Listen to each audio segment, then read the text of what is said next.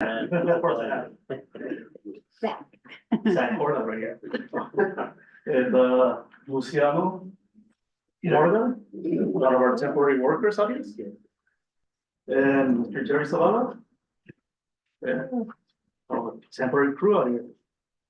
And then also, I believe, I got a new boss, somebody in between Don and myself, Ms. Carla James. And I believe also on the engineering side, we have Juan Huerta. He's present, but I think we introduced him to council. Oh, did we already? Yes. Okay, so is there anyone else I'm forgetting about? I still forget. Christopher Diaz. There's two that were not able to make it. Okay. So I'd like to welcome our folks out here to the rest of the group and with everybody here in town also. Thank you very much for everything that you all the assistance and what you provide us. We wouldn't be here if it wasn't for you also, so we appreciate it. Welcome. Well, thank you. Well, thank you so much, and we'll just make some really brief comments, but thank you, because I want to make sure that our city, and thank you for bringing them up to the front, because I want to make sure that our communities knows who they are, because they are the people that make our city run, right? I know we sit up here, but obviously Public Works and our team is what keeps the city running and functioning, and so I know all of our water and parks team and your team, the team, Gabriel, that you all have, you know, is really important to making sure that, you know, people can turn on the water, that we can have nice parks, that our streets are running and operating, you know, the way they are. And I know we hear a lot of comments of our city and how, you know, compared to other cities, we have a really beautiful city. And so thank you so much for making sure that as a 20-year public servant, I know how important your work is. So thank you. Thank you. One more comment, if I might. Gabriel is probably a 10-year employee. He started out as an operator and a career path through shift supervisor and now chief plant operator. So Yeah, thank you.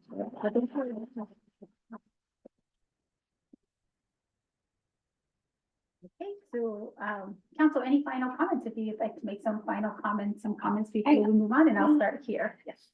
Thank you. I mean, you guys, they do great work.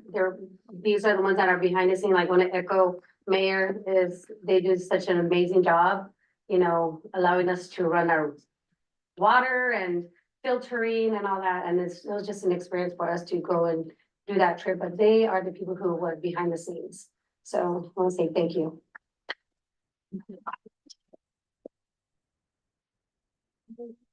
Mayor Pro Tem. No, it's welcome, guys. 2 years ago, I started as a city council member, and we have all that rain. And in the first months actually in the first month that I was at city council, I got the opportunity to see how these guys work and how efficient and how dedicated are they. All of our team are very dedicated. So I'm sure that you guys being in that team says a lot about you and welcome. Thank you. Thank you.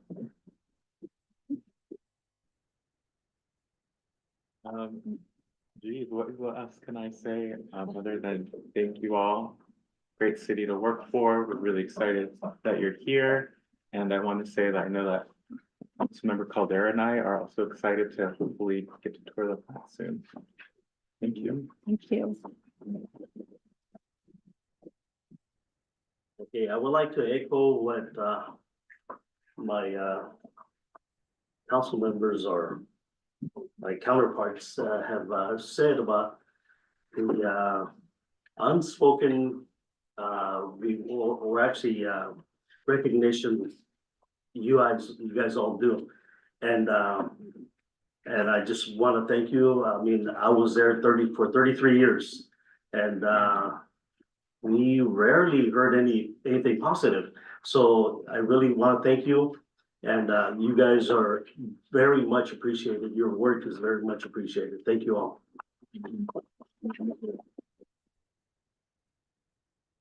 So thank you again. So these are, our final claps, but we'll continue, to cheer you on as you continue to do the incredible work in the city. So thank you all. Welcome again. And thank you for,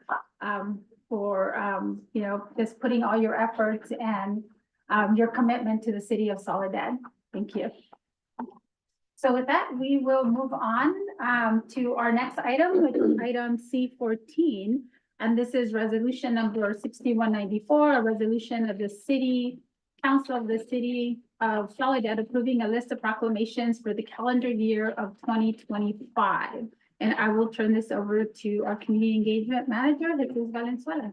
Yes, thank you, Mayor, City Council. So this, the reason why it got moved up was really so that we could start approving or giving out the proclamations starting today. So just like last year, we created a list of proclamations that we want to give out, examples like for National Library Week, LGBTQ Pride Month, Parks and Recreation Month. And this really helps staff to stay on track, that, we're not scrambling last minute to figure out what proclamation to write up. And so we put this forward to you, knowing that sometimes there will be some last minute proclamations. We're hoping that you give staff at least a couple of weeks in advance if there is a proclamation that you missed, or if you can think of one right now that we can add it to the list. Thank you for that. So since we will have some proclamations today, then we wanted to move this forward. So thank you for bringing this up to the forefront. I do have one that I want to bring to light, and that's in March. I know I don't think our team has it. I mean, I don't think Soledad has it as part of our contract, but I think in March we do celebrate Cesar Chavez Day. So especially being, the daughter of farm workers, being in agriculture in Monterey County, I think that's a proclamation that I would want to see added to March in terms of Cesar Chavez Day.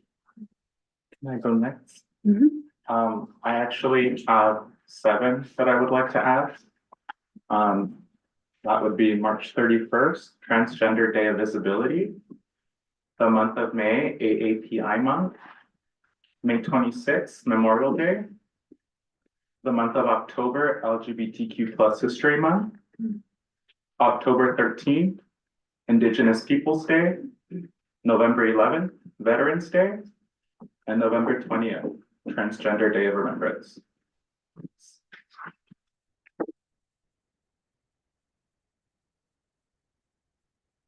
I have one.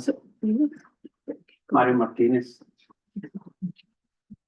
Any specific day or? That's what I don't know. It's We should do July 6th, his birthday. yeah, July July 6th. 6th. Mhm.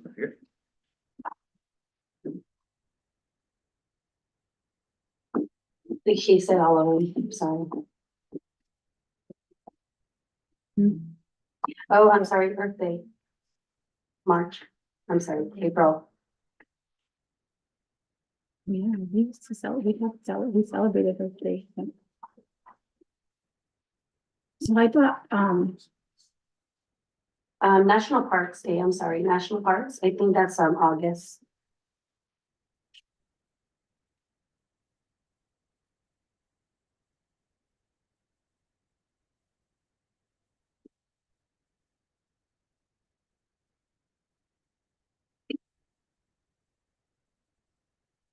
okay, so that's a long list, council member. So you're good, Caldera, you're good? Do we have anything for breast cancer day or? Yeah. Breast cancer awareness? Awarenesses. I think, let me see, we have American I Red think that's in Cross. October, right? It's in October, Yeah, we do. It's on it. Okay. Yes. Yes. yeah, National Breast Cancer Awareness Month. And council, just as these come up, I think it's important for us to also look at, there's other significant, whether it's a national, if it's a national day or also something significant, I think for us locally, I think it's really important.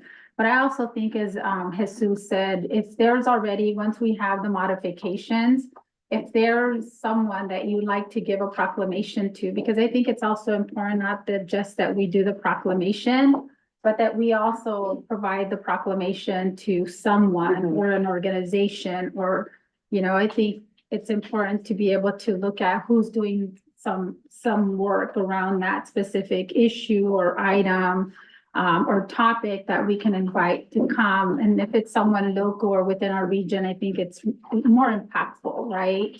And that we start looking already, so that way, as Jesus said, it's not a last minute that we're trying to identify someone, but that if you know there's something that's really significant for you within those proclamations, that you already identify and say, hey, I'm gonna work with Jesus. You can let Jesus know I want to take on these, you know, these topics in these months, and I really want to work to identify people that we can present these proclamations to. That way we're being proactive throughout the year, and we already have people assigned to those specific proclamations. Can I add one more? I'm sorry. It's May 1st, National Day of Prayer. Are we allowed to Are we allowed do? to do Are we that? allowed to do that? Like, National Day of Prayer? The day of prayer, it's not specific to any, I think there was not.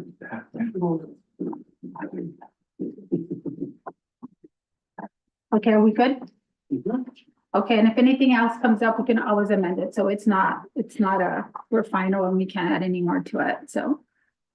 Okay, thank you, Jesus. I think that's it. If no more other comments, then appreciate that. Thank you. And then, thank you. So we have that, then we will move on. Oh, sorry, we need to take action, so. I motion to approve C14 with all of the amendments we made. Okay, And so approve resolution 6194. Approve resolution 6194 with Second. all of the modifications. okay. I have a motion on the floor. I have a motion on the floor. All in favor, say aye. Aye. Any opposed? Okay, so motion carries unanimously. So we'll move on then to our next item on the agenda, and this time it's our council presentation. So I know there's a lot of you that are here for the council presentation, so thank you again for your patience as we do our council presentation. So let me go back. We have 3 council presentations, and we will start our first, which is part of our proclamation. Let me go back.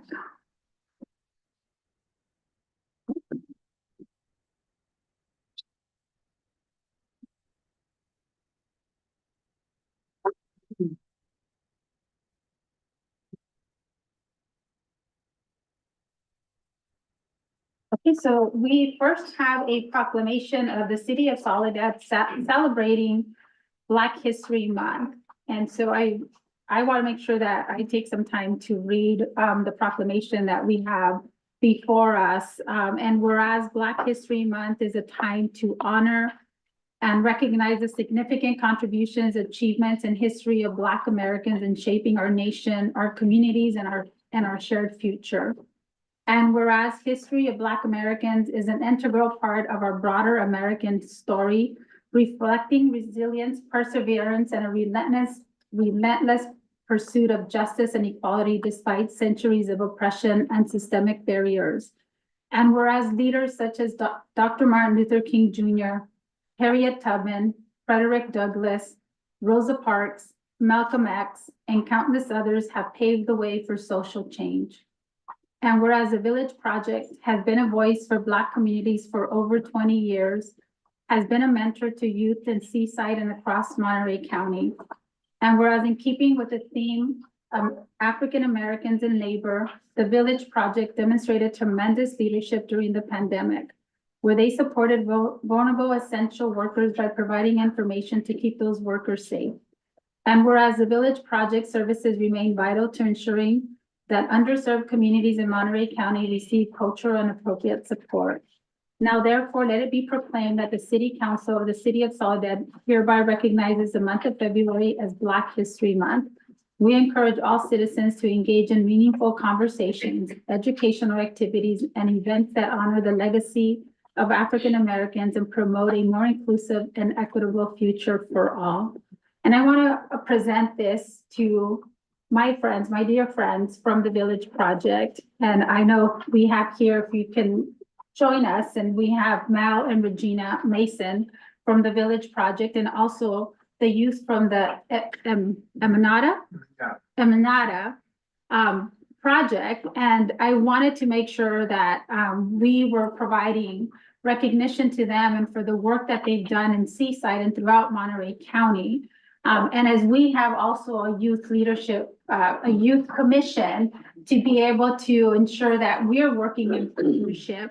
And in hearing the stories of what, obviously for many, many years you've been able to do and to really engage civically, change social and economic, change the social and economic impacts in Seaside for those families and throughout Monterey County. I think it's important that we recognize the work that you do and also an opportunity for us to create the partnerships that we need in order to continue to do the work that is needed for our communities.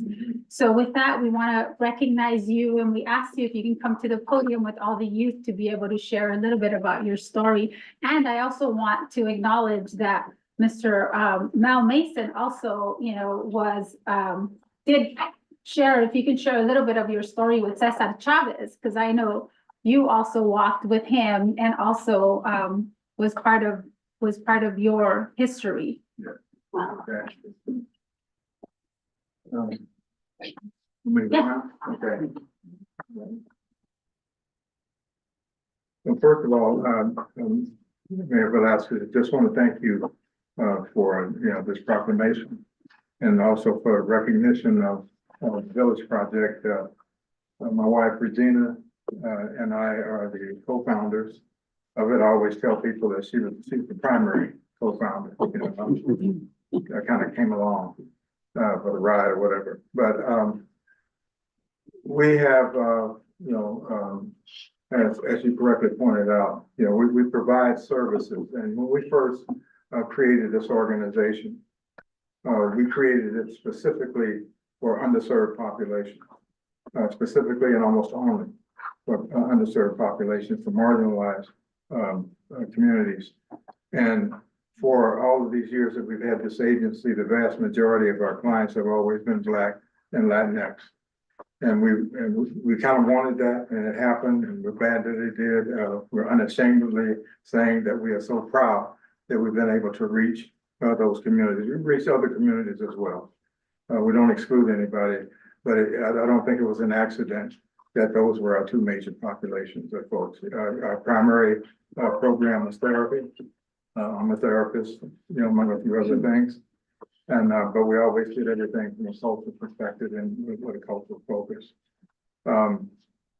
These young folks that you see here now, and we have a number of programs, I won't go through them. But these young folks are with a very special program called Emanata. And somebody can probably say what Emanata means. What's that, Dave? My name is Adela Damago. I attended International School of Monterey, and I've been going to Emanata for about 4 or 5 years now. And Emanata means Warriors Camp, and it's where we learn about our origin and where we originate from. And so that's, and that's really important because while Emanata has brought together all of these youth of African ancestry, it's not just bringing them together, but they actually learn about who they are. They learn the truth about who they are. They learn the truth about ancient Africa. They learn the truth about where civilization began. They learn the truth about where all of the practices that have become, somewhat standard in civilizations such as architecture, medicine, the study of science and all that. They know that their folks, people who look like them, created all of that. And as I explained to them, when I found out that it was an African, a Black man that created math, and I was getting F's in math in high school, that I felt like I had let down my ancestors. But it actually promotes this greatness in folks, and also it defeats the lie about who it is that we're supposed to be in this society. And then ultimately, it's also a mental health program, because what we found is that once young people learn the truth about their identity, that they will be far less likely to ever have any kind of mental health issue that will become severe and disabling. And so having all of these, and these are only a handful of youngsters, they're representative. You know, we have about close to 50 and then way more than that have come through our program in the last 8 years. And so I don't know, Regina, if you had something you wanted to say before we close up. Thank you, Mayor Velasquez and City Council for having us here on this evening. Yeah, so I really want to uplift the Emanata program because we are one of 35 BIPOC LGBTQ plus organizations throughout the state of California. And we've partnered with people throughout California. So whenever we need someone that's from a different cultural background, we can call on one of our BIPOC organizations to provide the kind of interventions for the families that are coming before us. But the significance of this is that this is a research-based program, and Emanata has been shown now. We were supposed to end after 5 years, but Governor Newsom found out the data that came to him through all 35 of the organizations and found that if you use one of the organizations that are culturally affirming based on the needs of the people that are being served, then you'll for every $1 you spend, you save $5. And I think that if you go to the California Department of Health, Office of Health Equity website, you'll see all 35 of those organizations and the study. We've been able to prove something called community defined evidence-based practice that was defined based on the community. And so all of the services we provide are not stuff that we just dream up. There are services that are not being provided in these communities that are being underserved. And so we're just really proud of, you know, the work that happens, and the Emanata Warriors, they came to the program when they were little kids. They were in fourth through K through 4th grade. Now these kids are in high school, middle school, and so on. So we've served, the significance also about Emanata is that if we don't provide the knowledge and education, because no one teaches us about our cultural ancestry, our heritage, then it won't get taught in schools. So the other thing I want to uplift is that we also have a new program called the Stigma Reduction, and it's Black and Brown youth.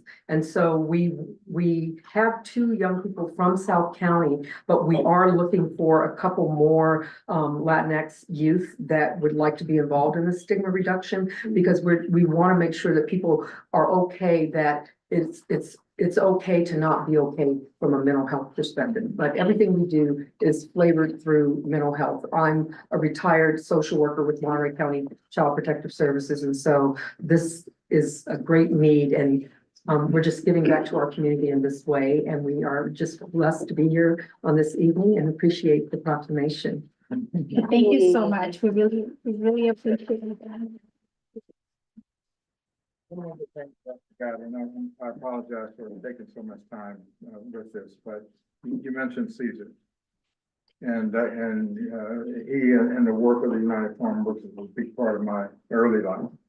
I was in the Black Panther Party, and I had gotten permission to come down here to work in the Great Leather Strike in 1970. And a group of us decided to form a Black United Farm Workers support committee. And we wanted to get Caesar's blessing. So we went to a meeting that he had at the church. And afterwards we met with him. And when we posed the idea, his face lit up. And so that was the beginning. And we stayed on those picket lines. It was pretty dangerous period of time, as you know. And we were all out there, you know, and a group of us from Salinas came out there. The first day we came out there and stuff, you know, we got a rousing ovation. And then we stayed there through the entire strike. When Coretta Scott King came out there, Ethel Kennedy came out there, we were there. And we just did a special commemoration of that time period, you know, on the early morning of Dr. King, the Dr. King celebration and program. And I had a chance to talk to folks about that experience, because that was one of the best and greatest experiences that I had. And our relationship with the United Farm Workers and stuff continues actually to this day.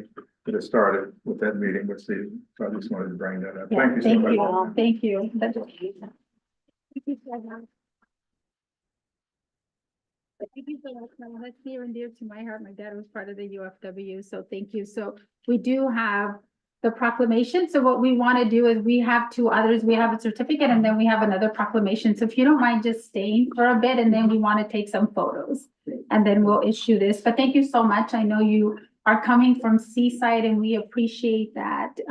But thank you so much for being here, and thank you so much for sharing those kind words and for sharing a lot of what you're doing with the evidence base and how we can contribute and be part of that change as well. So thank you. And thank you and welcome to the city of Soledad.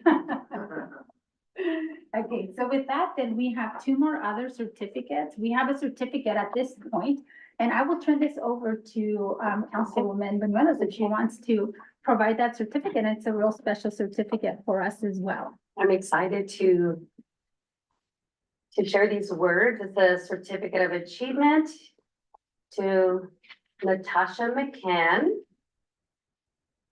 On behalf of the Soledad City Council, congratulations on earning the Girl Scout Bronze Award, the highest honor a Girl Scout Junior can achieve. Your project, Remember the Fallen, made an important impact by organizing a Wreaths Across America ceremony at the Soledad Cemetery. Your leadership is a testament to your dedication to our veterans and the Soledad community. Thank you, Ms. Natasha. So Natasha, can we have you come up here with your Girl Scout, please?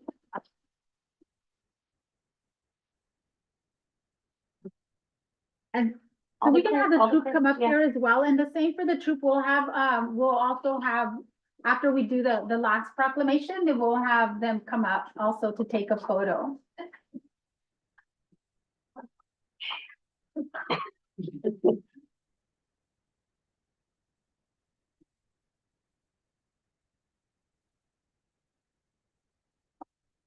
You want to say something? Natasha, do you want You to wanna say say something?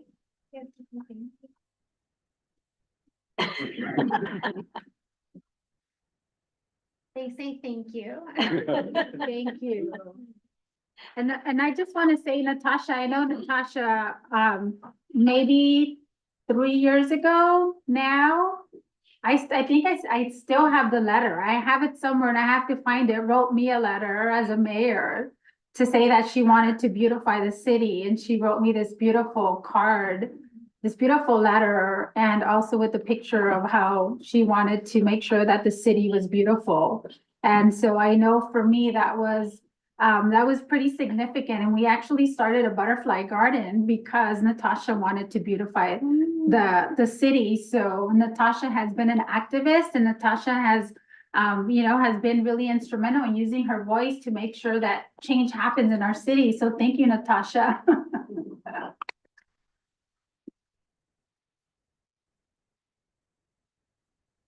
So this is going to be me putting in their cookie flip. So the cookie season has started, and that helps them fundraise for these projects that they want to do to give back to the community. So their focus has been focusing on community aspects that they thought they could improve. And then right now their projects are focused on Eden Valley. So trying to take care of our senior citizens. So that's what they're working on right now. And then they're going to continue Wreaths Across America this year as well. Thank you.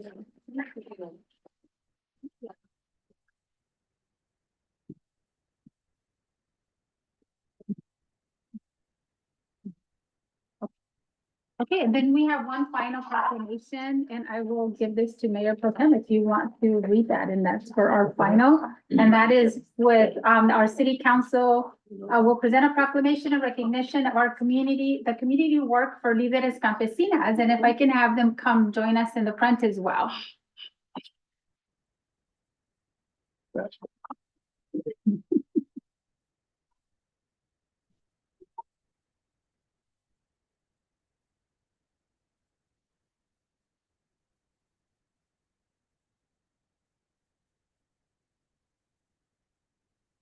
Okay.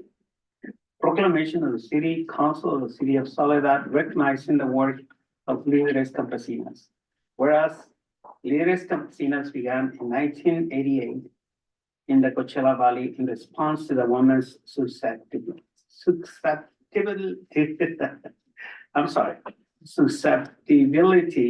to violence in the fields and in their homes. And whereas in 1992, Líderes Campesinas began organizing efforts to take their new organization statewide and had their first state convening in 1993 with workshops on low-income housing, domestic violence, problems at work, and minimum wage. And whereas in 1994, Líderes Campesinas received the National Marshall and Prevention Fund Award for being among the first organizations to develop a Spanish-speaking prevention program within the lived context of rural Latina and Indigenous women. And whereas during the COVID-19 pandemic, farm workers were declared essential workers for work, but were given no protections.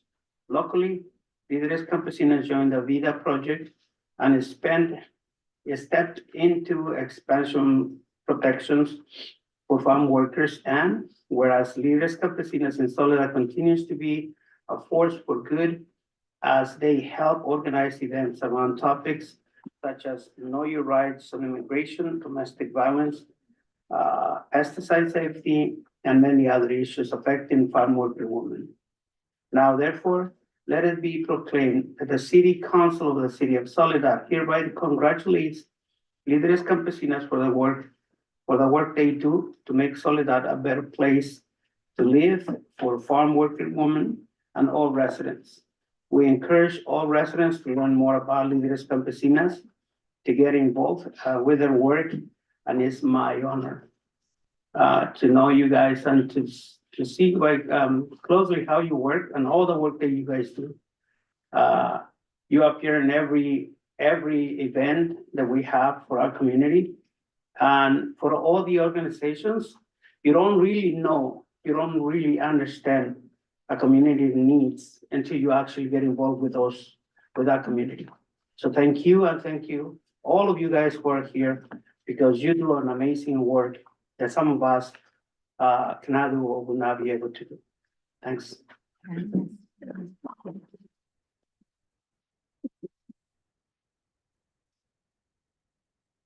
Yes. So, yo también les quiero dar las gracias, lo voy a decir en español, pero muchas gracias por todo lo que ustedes hacen por nuestra comunidad. Yo sé que en el foro que tuvimos la otra semana, especialmente con estos tiempos que es muy tenso para nuestras familias inmigrantes, ustedes hicieron mucho para dar alcance, para que nuestras familias estuvieran ahí. Yo sé que hay mucho miedo ahorita y ustedes están allí para confortar y ayudar a nuestras familias. Muchas gracias por todo lo que hacen en muchos diferentes temas que son importantes para nuestra comunidad. So, gracias por su amor, gracias por su apoyo y gracias por su liderazgo. So I just want to say thank you to Líderes Campesinas, and I took the opportunity to say it in Spanish, but I just wanted to thank them for all the work that they do. In our community, they do a lot of different awareness, and the community forum that we had, the Know Your Rights, there's obviously a lot of fear amongst our immigrant community right now, and they've done a lot to really ensure that there was outreach, that we had people that had information and awareness to be able to hopefully reduce some of that anxiety and some of those fears. And they do a lot in our community to make sure that especially our immigrant community understands what resources are available. And so I just want to thank them for their love, for all of their work they do and their commitment to our families. So thank you.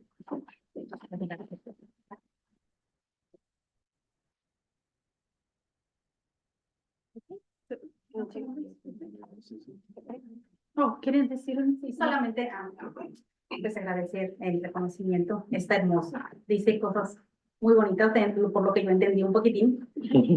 Sí, sinceramente.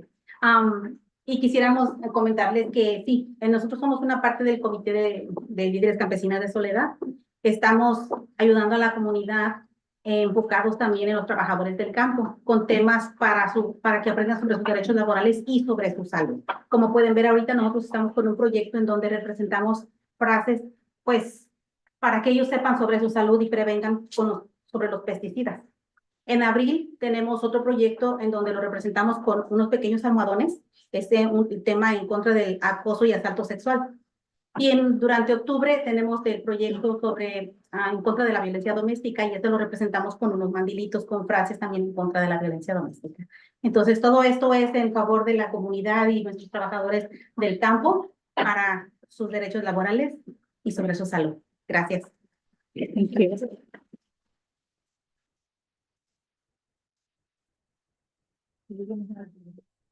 Buenas noches, yo también quisiera darles las gracias, señora Ana y los personal. Gracias por el apoyo que nos brinden ustedes también a nosotras como campesinas, como la organización que ayudamos a la comunidad y a todos los campesinos, niños y jóvenes. Y les damos las gracias por también apoyarnos ustedes a nosotras y no dejarnos a un lado, simplemente nos ponen también enfrente como ustedes. Y les doy muchas gracias y que Dios los siga bendiciendo y que sigan más arriba. Gracias. Gracias.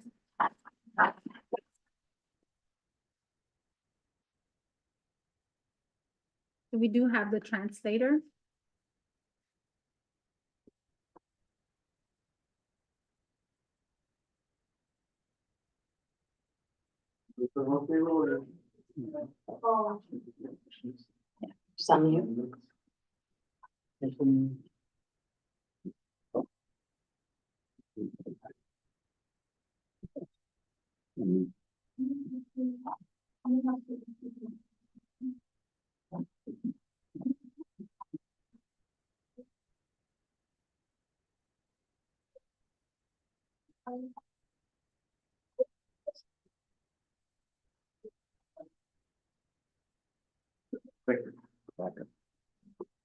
Okay.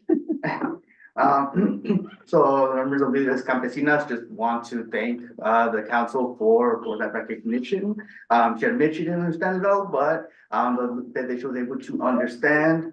She found it very beautiful and it encapsulates everything that Líderes has done since they started. They focus a lot on labor rights and health. They're currently working on a project so that people know about how to protect themselves from pesticides.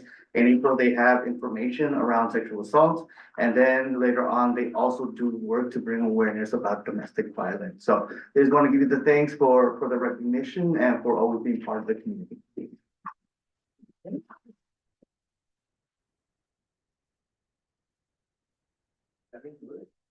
Okay, good. So with that, thank you. So with that, we will like to pause for a minute. So thank you for those that are joining us via Zoom. If we can just, we're gonna pause a bit. Then we wanted to take some photos with each of the groups. So we can give them the recognition. Thank you. So we'll start with the village project, yeah.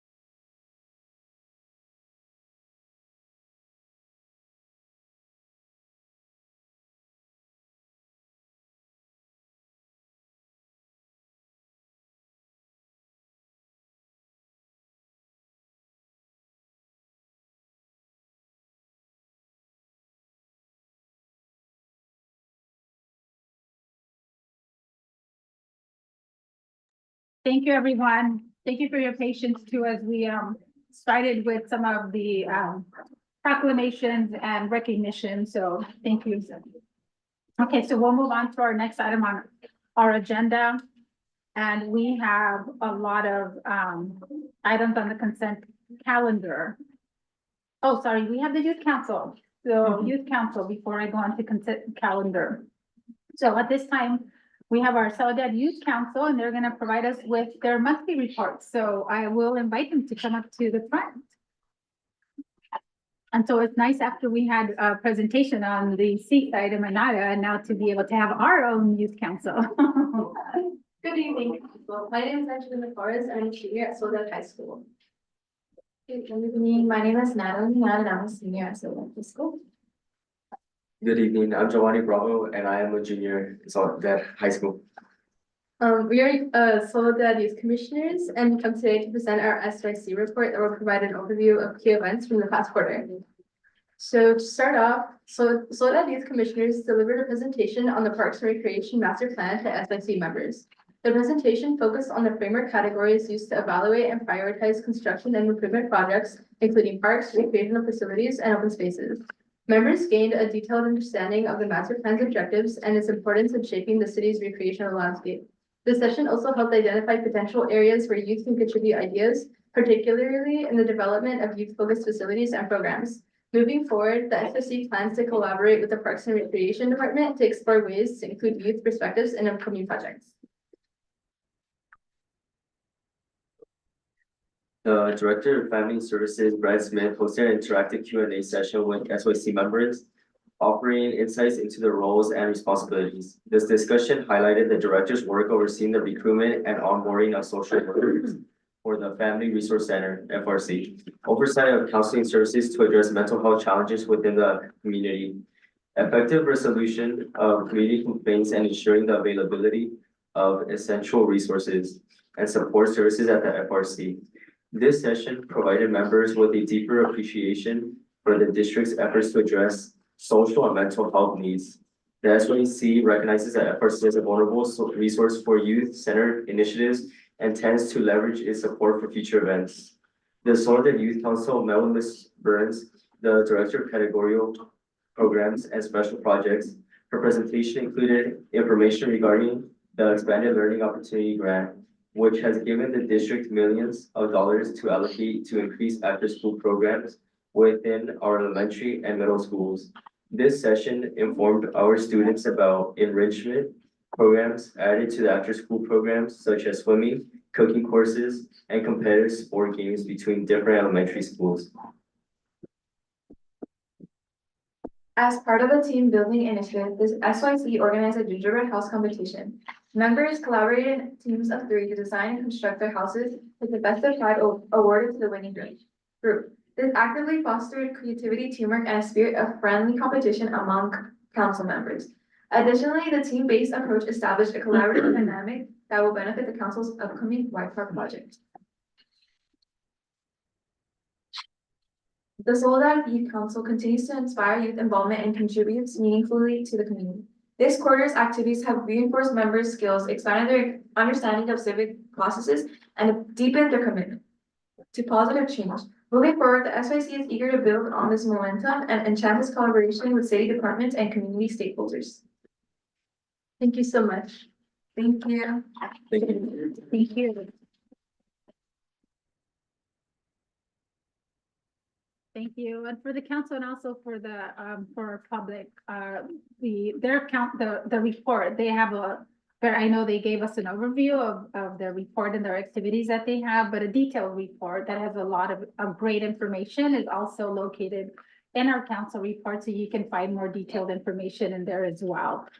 So council, is there any questions? Does anyone have any questions for our youth commissioners on the council on the report? I do. Okay. Just one, are you guys in talk with the other commissions from Gonzales and Greenfield for the event? Right. Yes, we are in talk with Gonzales and Greenfield Youth Council. We are actually gonna have a meeting with them this Friday in Gonzales, and we're gonna be just collaborating and also just sharing our ideas. and just trying to kind of bounce off of each other's because we can definitely learn and grow a lot with one another. So yeah, we are in talks. Awesome. Any other questions? Yeah, no, thank you. And I appreciate that, Mayor Pro Tem, because I think for me, just kind of also the purpose, obviously, we're celebrating Black History Month and inviting our friends from Seaside. I know there's other cities in the county that have youth groups, and being able to also, you know, obviously our South County region is really important because we do have some uniqueness, but I think also looking throughout the county and seeing what other youth groups exist to be able to collaborate and work together, right? You know, to look at what resources, what different ideas, and how we come together as not just a region, but as a county to be able to address some of the issues or work on some of the issues that you guys want to work as a youth. As a youth commission, I think it's important. So kind of expanding also throughout the county. So great. So thank you guys for doing that and looking at what other groups exist as well. Thank you. So much. Thank you so much. Great. Well, thank you. Okay. Yeah. Okay. Okay, perfect. So with that, then I will move on. Thank you so much for all the work that you guys continue to do. And then I will move on now at this time to our consent calendar. And at this time, we do have a very long list of consent calendar items. So council, what I'll do, let me go back just to make sure on this item at this time. I'd like to see if there's any members of the public first that would like to pull any items from our consent calendar for further discussion or review or comment. Any members of the public? My name is Sarah Papano Brandt, and I would like to address item number 10. Okay. Thank you. Madam Mayor, City Council. Oh, wait, hold on. Just gonna pull it? Yeah, Okay, we're just gonna thank you. pull it and then we'll bring it back. Great, Okay? thank you.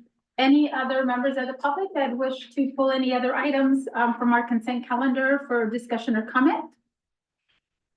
Okay, so let me. Okay, so 10, we got it. I got 10.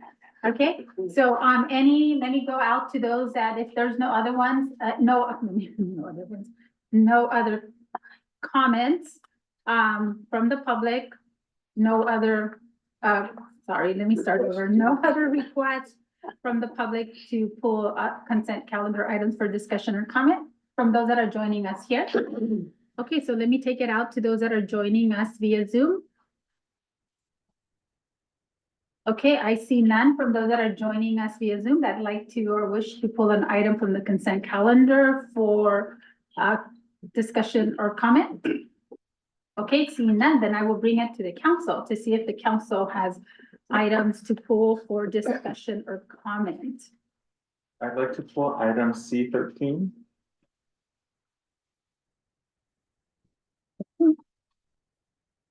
Okay. C7. Okay, C7.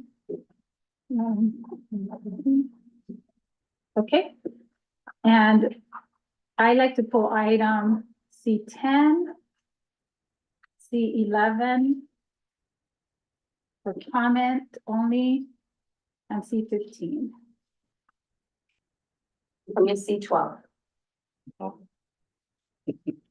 Okay. It's just a comment. That's Okay. Okay. So then, council, I'll make a motion to approve, if I can make a motion for approval of all other items on our consent calendar with the exception of items C10, C11, C12, C13, C14, and C7. Oh, C15, sorry, C15 and C7. Sorry, let me say that again. I'll motion to approve consent items with the exception of C7, C10, C11, C12, and C15. And 13. And C13. Second that motion. Okay, so we have a motion on the floor. Okay, all in favor, say aye. Aye. Any opposed? Okay, so motion carries. So let's start with item C7. C7, I put that, Okay. and, I color that, if I can go back. For this one, I just wanna recognize if you see in the package in page 83 of the report, Soledad Police Department report, at the bottom, almost at the bottom says, we see community policing, and I wanna thank the chief for those 5,589 community policers. And that shows how involved our police department is with our community, and I wanna thank you. And all the police department and everybody that is involved for reaching out for our community. Our community feels safe when you guys participate, and obviously you are participating a lot with them and creating events, creating trust in our community, and I wanna thank you a lot for that work that you guys are doing. Thanks. Thank you. Okay, so we'll move on to item. I'm gonna skip C10 because I think that's gonna be a longer discussion. So let me go to C11. Okay, and I think that was me. Okay, and on this one, on mine, so let me just go to my notes. On this one, we have so this is a donation. So this is a really, I mean, we're donating the sale, donation, or disposal of property. So I just have a quick question, because I did see that we have some items that are furniture related. So some wooden bookshelves, the one metal shelf, and the 3 small task desks. I know that those are gonna be disposed. We're taking them over to our landfill. I don't know, I mean, how old these products, how old these furniture items are, but I'd hate to have them go to the landfill. So I know in other occasions we have donated these items, so I'm looking at whether those could possibly be donated to like the Family Resource Center with the school, or can we look at other nonprofits to donate those furniture items if they're still in good condition? Yes, I believe we could look into that. Okay, Yes. okay, good, thank you. I just hate to dispose of furniture that maybe. Just the furniture, right, as long. Yeah. As for the e-waste. Yeah, the e-waste is fine. For me, it's just, if the furniture is still in good condition, and like I said, I don't know how old it is. I know that we're obviously getting rid of it because we need to make space. But is the furniture in good condition? Fair condition. And, yeah, if we can look at potentially donating it instead of taking it to the landfill, I think, that we could do that, please. Thank you. Okay, so we'll move on to the next item, which is C13, and that was Councilmember Ansaldo. Yes. Oh, did I skip one? 12. So 12, okay, C12. It's just, Buñuelos. it's just a comment, I just wanted to bring up, to the community, moving forward with Almond Acres, making the, the agreement with this planning group, and I just wanted to, just applaud, Beatrice and Megan and our economic director, and also our planner, Ariana, for bringing us all together, so I just wanted to say thank you. Thank you, and then we'll move on to C13. I'll turn this over to Councilmember Gonzalez Sanchez. Yes. Let me. For the staff report, I should have been ready. Hey, how's it going? Hey, good. I'll introduce Juan here, Yeah. assistant engineer that's managing this project. Perfect. Alrighty. I just had a question in regards to the staff report.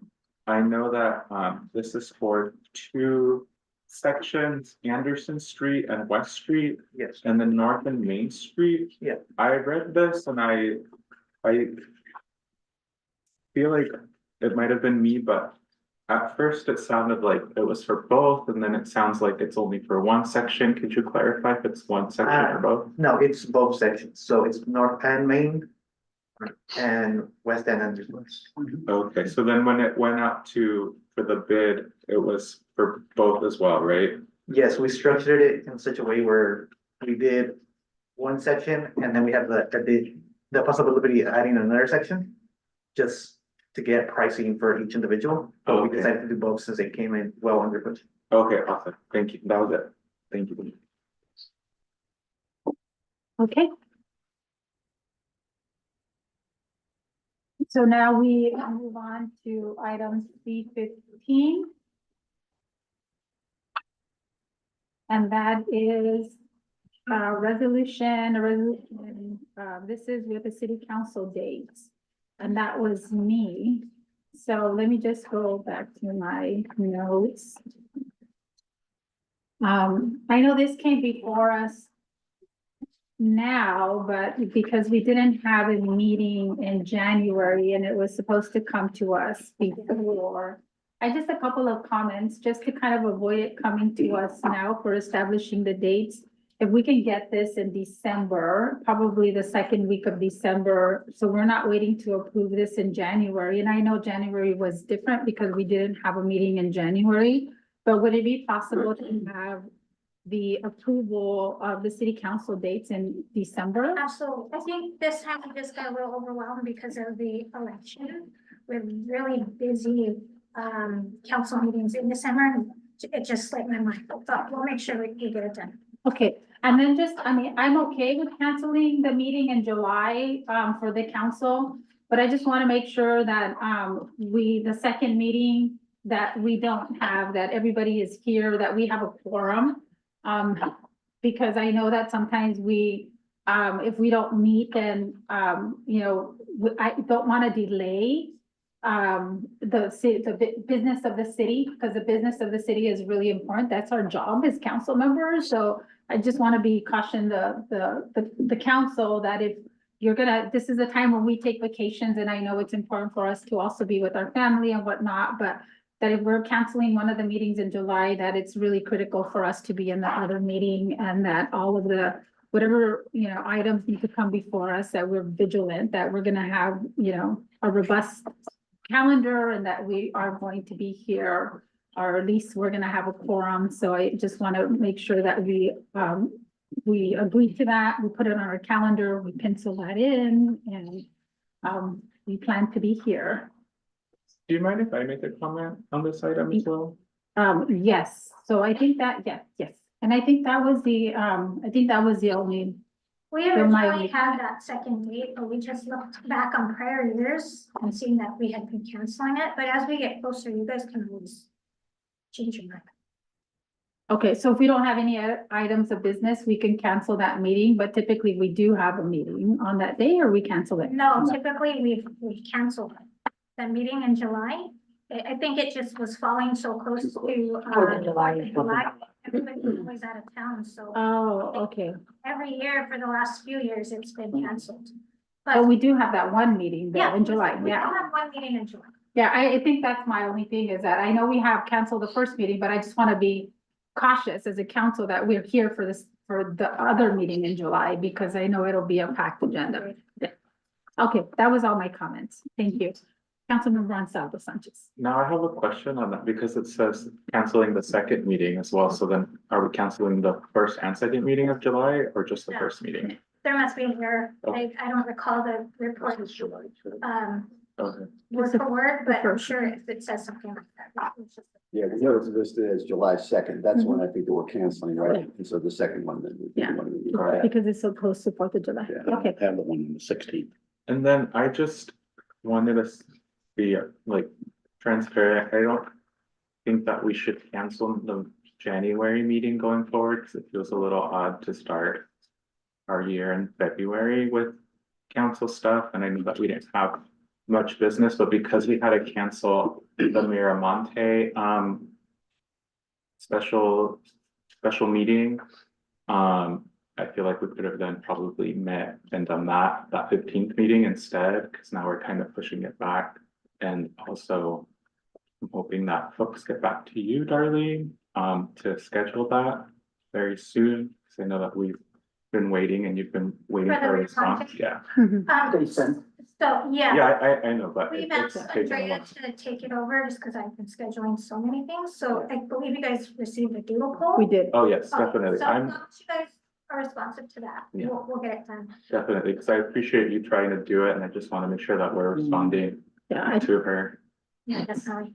And the meeting in January, in the beginning of January, there are really no staff here in that last week of December, so the Yeah. reports are not getting done. Okay. And when we came back, we just didn't have enough items. But we'll look into it earlier so that we can kind of plan ahead of time. Yeah, and we'll just, so I know we'll talk about that because we have we had a lot of subcommittees. And I know subcommittees didn't meet either, so I think it's a time to be able to really pre-plan when we have the subcommittees. We have to be better at calendaring stuff, but I think the council as well has to be responsive to make sure that all of these meetings are being pre-planned, so staff knows as well. That would So, be extremely helpful. yeah. Because I was doing You- meetings like Yes. 30 a day. So Yeah. it would be helpful in planning. Absolutely, absolutely. And we have the budget and all of that stuff, so we need to make sure that we're getting all of that stuff done. So, okay, thank you. Okay, good. So, with that then, if there is no, okay, so I think that was the last one. Besides 10. And no, I know, that was the last one that was easy. Now we'll go back to C10. Well, maybe easy too, yeah. Okay, so now we'll go to C10. And this is resolution number 6189, a resolution of the City Council of the City of Soledad approving and authorizing the city manager to execute a facility use agreement between the city and the Soledad Little League. And so there, okay, so I pulled that as well, but there was a public comment that pulled that as well. So do we take the public comment? Well, you probably have a staff report first. Okay, let me do the staff report and then we will do the public comment on that and then we'll move forward. So Jessica, are you gonna, can have you do the staff report, please? Good evening, Mayor, council members. Jessica Potts, Parks and Recreation Director. So before you is a recommendation for approving a facility use agreement between the City of Soledad and the Soledad Little League. They use the Little League Park and the Field 3, which is a Little League designation park and Gallardo Park. They also utilize the property for a 40-yard container. And they utilize the concession stands as part of their fundraiser efforts and for some storage in return for the agreement and the waiving of the fees. Aside from the concession stand rent, they do increased maintenance, which helps to curtail maintenance costs and supplies and staff hours for the parks maintenance crew. This past year, they were instrumental in rebuilding dugout benches and areas in Arrow Park. They every year help to do the field maintenance for both Arrow and Gallardo Park, bringing in and backfilling plates, mounds with clay, additional topsoil. They do that out of their budget, out of their time. And they, outside of the season, they also do quarterly maintenance. Right now, they are preparing for the season and they have included Gallardo Field 1 and 2 as well. Putting in instrumental work that's going to get the fields ready, keeps our fields some of the nicest in the area. Again, bringing in loads and loads of dirt and they've spent the last over the week with volunteers out there working on our fields. So we've had a successful facility use agreement term last year, and when we met with you last year, it had been recommended by council members that instead that this should be an ongoing thing instead of it being a constant back every year. So taking that into consideration, we are proposing a 3-year with 2 annual options to renew for a total of 5 years. And at the end of each year, still having the Little League give a report of what their contribution has been, what their season was like, trying to keep everybody up to date on how the partnership is going on both sides. I am open for any questions. Okay, thank you, Jessica. So at this time, then let me do the public comments. I'll take it out for public comments and then I'll bring it back for council comments on this. So we'll open it up for public comments.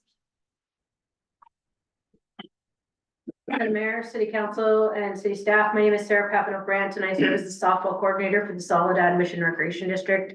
I'm here today to express my strong support for the 3-year contract before you for Little League.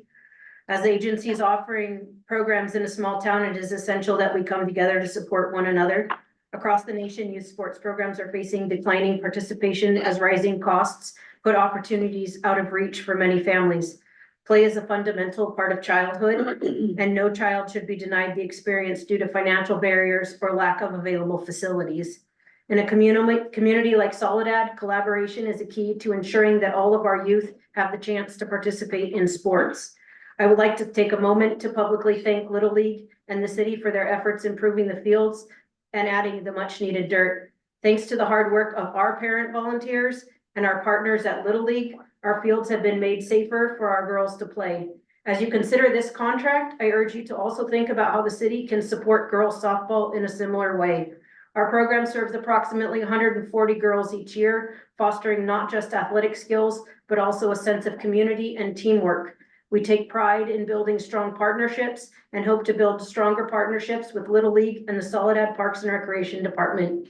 Today, on National Girls and Women's in Sports Day, we have a perfect opportunity to take the next step in advancing girls' sports in Soledad. I encourage you to consider how we can work together to ensure that all young athletes, regardless of gender, have access to the resources, facilities, and support they deserve. Thank you for your time.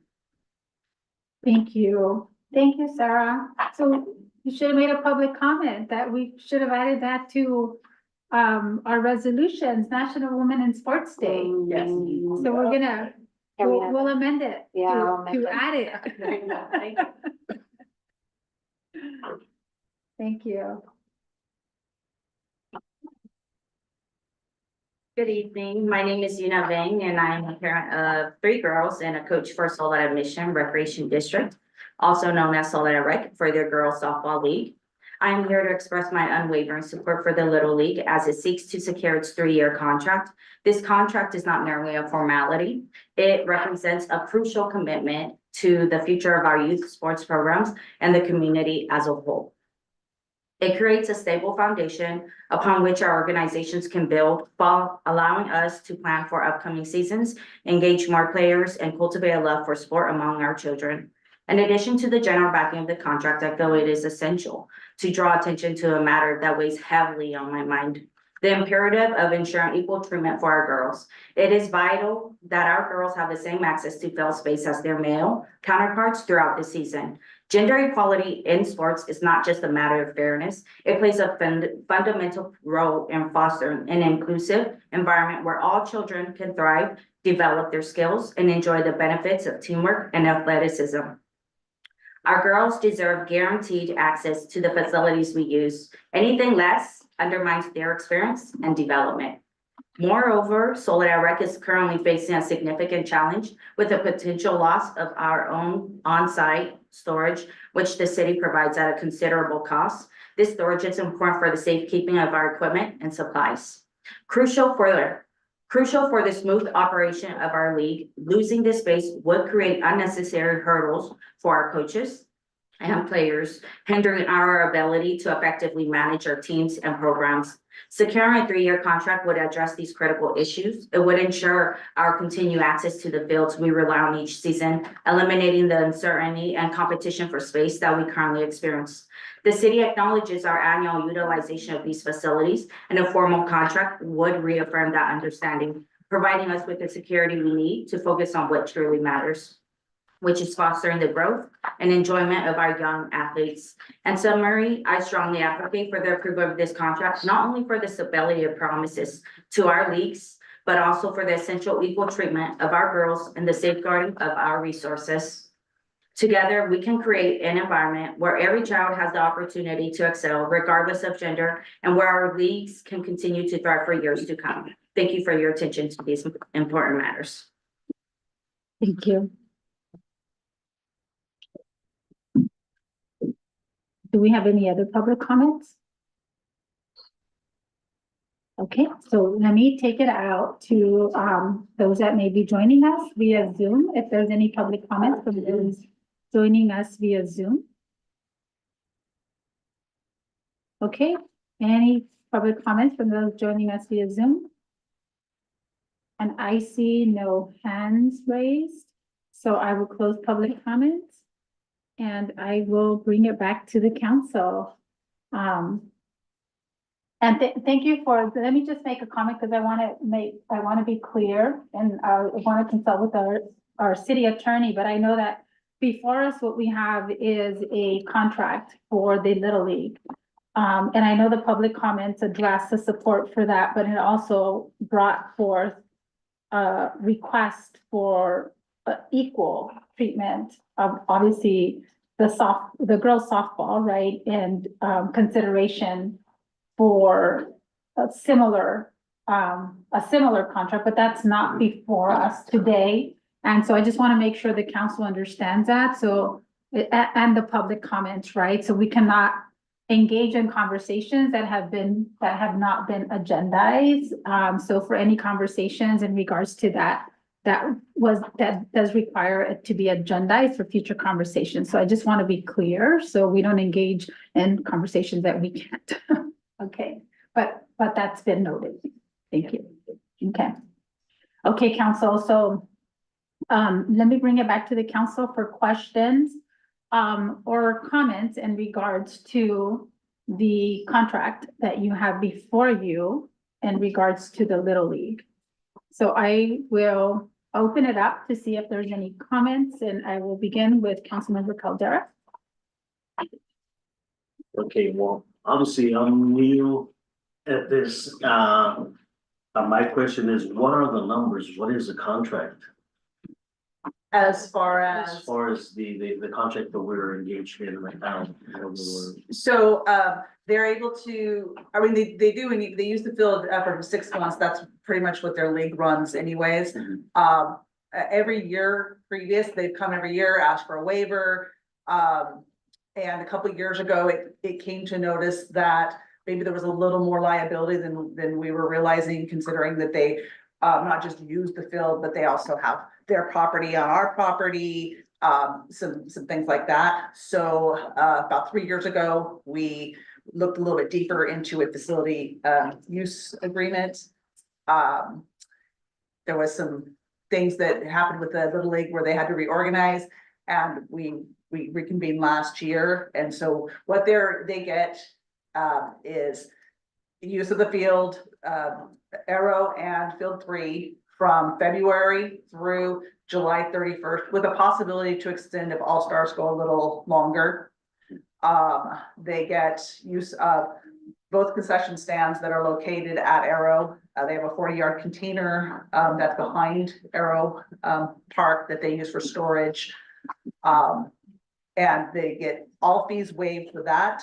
But they do pay a rent for the concession stand, which is $150 a month from March through July. The waived amount, you're looking at, it's about an hour, $1 an hour for practice, $2 an hour for games. And so doing the math of what they submitted for request, that would have come in at about $4,204.55 worth of use. So that would be what the city, the financial waive is. But in return, what they have shown us with receipts for rentals of equipment, for purchase of dirt, for purchase of materials to replace or to repair the dugouts, things like that. It was a value of about $8,000 give a little bit more dollars, give or take. And then there's also the manpower that goes into it that we just as a city, we don't, it makes it's a lot harder for us to, I mean, they're able to pull a whole bunch of volunteers in. And so that balance is, we're definitely getting a bigger bang for our buck by having them be a partner in maintenance. So it's not, we're not just giving them the field, they're actually taking care of them and making our fields better for us. Well, thank you so much. That's what I was looking for, the transparency, the amount that we're actually saving. Yeah. Okay, that's for me here. Okay. Thank you. Councilmember Ansaldo Sanchez. Yeah, so I see that it's for youth ages for all youth ages 4 to 14. I don't know, I don't have children, but I used to play baseball. And I don't remember seeing any girls past a certain age playing. Is that still kind of common now? It really depends. I know as a parent that my daughter was in Little League up until, I don't remember which age it was, but she did transition to softball briefly, didn't really enjoy it and then moved on, but they are welcoming. It's not a segregation of sexes. Girls are welcome in Little League. Okay, sounds good. That's all I have. Yeah, and I can answer that question, but Oh, it's okay, can we do, yeah, can we wait? So let me do the council first and then I should have had you guys come and do public comments, so hold on, let me just do the council first and then we'll have you guys come. Okay. Mayor Pro Tem? Yes, sorry, I'm taking notes. I was also planning in taking this one, because during the last few months, we received comments about, and I saw some comments in the social media, asking specific questions about why there's people reserving, or why the parks are reserved for the Little League Park and for other events. And I want to stress to the public that the Little League does a lot of work with the fields, a lot of maintenance. And I was surprised with the numbers that you put there. So yes, I love baseball. So for me, I think that little kids need a lot more time to play, because kids cannot go without playing. And the time that I was there and at the end of the season was incredible for me. So yes, I want the public to understand that these organizations do a lot of work for the parks, and they are reserving the specific times, and they can see those times that are reserved in the website at that. So that's basically my comment. So thank you guys for all the work that you do for maintaining that. I feel incredibly fine and for giving these kids the opportunity to play and to enjoy that, what they're doing. Thank you. Okay, thank you. Councilmember Morales? Yes, I have two questions.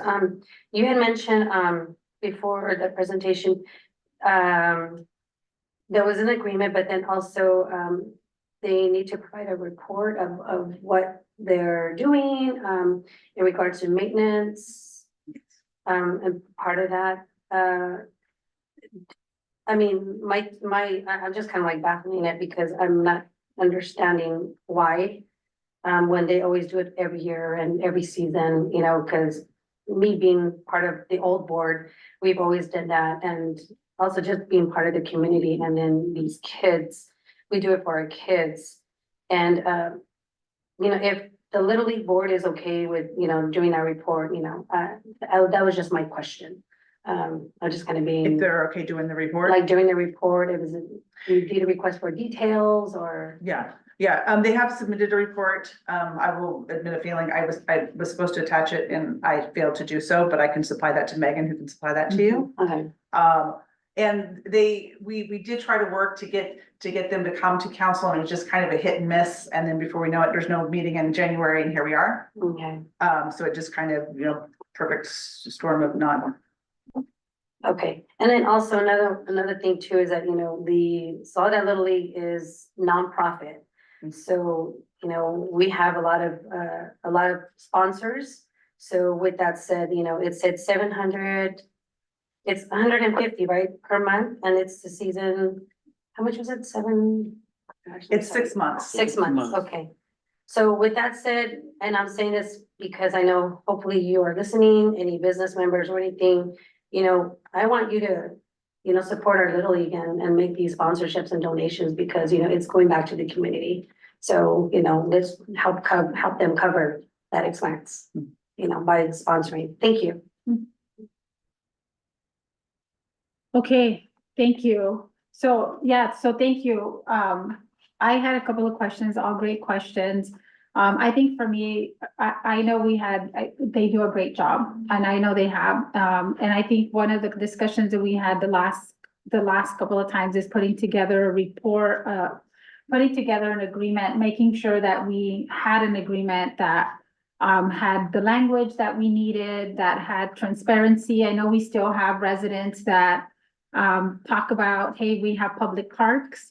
And why do we have exclusive use of our public parks for an organization that does great work, obviously, but it's still public parks. And I know the last time when we had fee waivers several years ago, we had a bunch of other organizations here saying, hey, I want a fee waiver too, right? If the Little League has a fee waiver, then why can't I have a fee waiver? So for me, it's always, how do we set up a process that's going to be equitable and fair for everyone? And whatever we set in place, I think, as council, we have to make sure that it works across the board for others. And what we do for one is, how do we do that for others as well? So I think the report, Jessica, is really important because we still get comments. I still get residents saying, hey, although some people do have their kids in Little League, some people may not, right? And so we still have people that consider public parks are public parks. Why is the park not public from,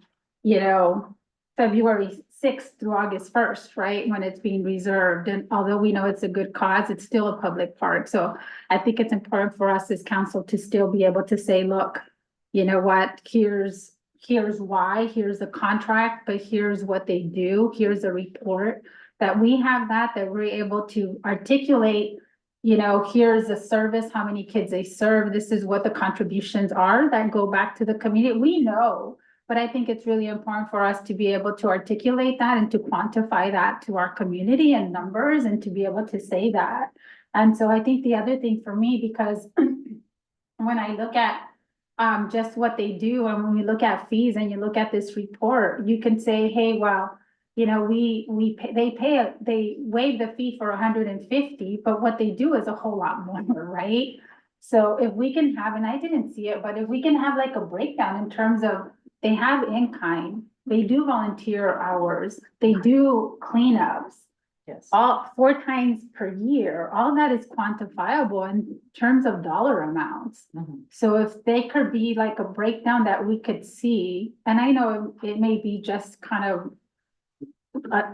estimates, but to say, hey, based on, what they do and the number of man hours that it takes for them, not just to maintenance the field, but also now they also do the other baseball fields, right? Here's the number of hours in terms of dollar amounts that they really contribute back. So then we're really looking at numbers and amounts that we can say, you know what, we let them use the fields from this time to this time, but in effect, they actually contribute Do more. way more, right? And I think for me, I think that's easier to be able to say to a resident, yeah, but here's what they contribute, for that use of the fields within that time. Yeah. So I think So Mayor, you want that in the report, those numbers? can we have that as an exhibit? Would it be, or can it be how can we do it? I mean, I think the best place for it would be. in With the report? Yeah, because we wouldn't know really. Okay. It's easier to quantify after the work has been done, so I would have an Okay. annual report requirement, and they'll bring those numbers forward, so. Can I ask a clarifying question? What happens if the report's not done or it doesn't include that information? Is there any language on the contract about that? No, we actually, that's one thing we need to tweak the agreement to make sure and add. With the first year of the contract, we had a reporting requirement because it was the first year. We wanted to make sure this really worked, right? And then we took it out for the longer agreement, I think. And so we will, I didn't see it when I was looking at quickly today. So if it's not there, we will add it in. It'll actually be one of the requirements of the contract. And then if it's not done, then if we would be able to terminate the contract, right? That's what you're.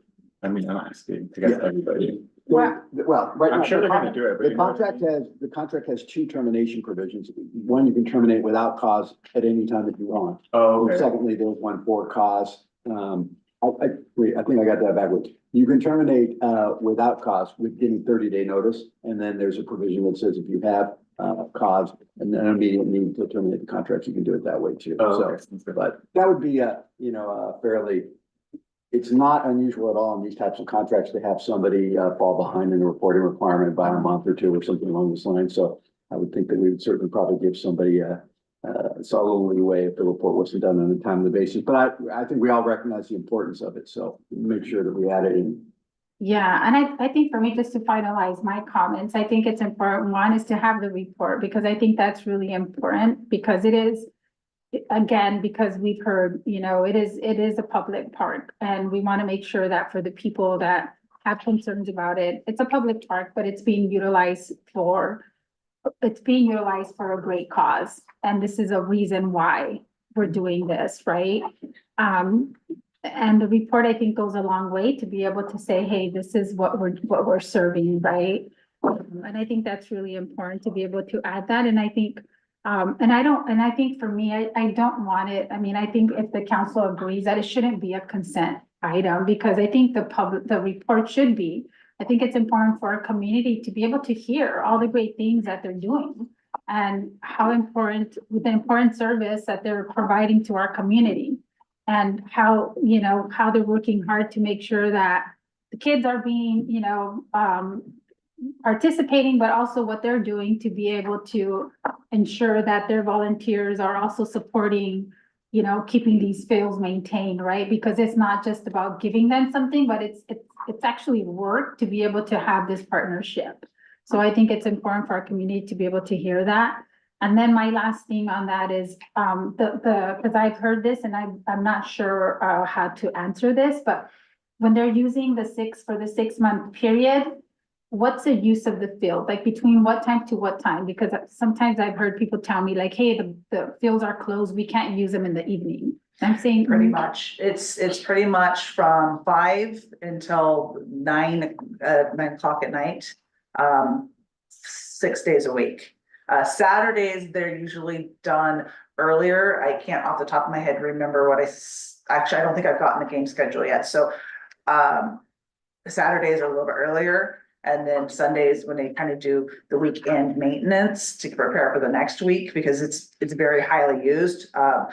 They literally can attest to the numbers that they have, but I know that they have many divisions and there's a lot of kids that are involved. And they pretty much go from when coaches get off work until into the evening.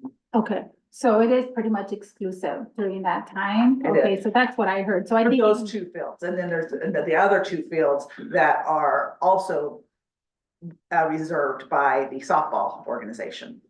Okay, so even more so, I think it's important that our community know that and understand that, because we still get questions on that. So, I think it's important that they come back, it comes back. And that that there's a report out so the community understands why these fields are reserved, because there's a good deed being done for the exclusivity use of these parks. And I think the other thing that I want to bring up too, and why I think it's important for it to come back, not as a consent, but also to be able to come back on to have a business item, just as a report out to It's because I know that we had in the past, this board is amazing, but I know before in the past, they had, different boards that, were not as amazing, and there was a lot of issues, and I know as council members, we heard of some of those issues, and we want to make sure we kept abreast that, hey, if we're entering into these partnerships, that we want to make sure that the governance of these boards, are adhering to, Absolutely. the structure of these agreements. So I think, the boards are gonna change because that's the nature of the boards. So I think having the agreement is fine, but coming back and making sure that we're getting a report out to see, hey, the board's still good, things are moving along, everything's good. And if there's any changes that need to be made, that we still have that opportunity to have that discussion.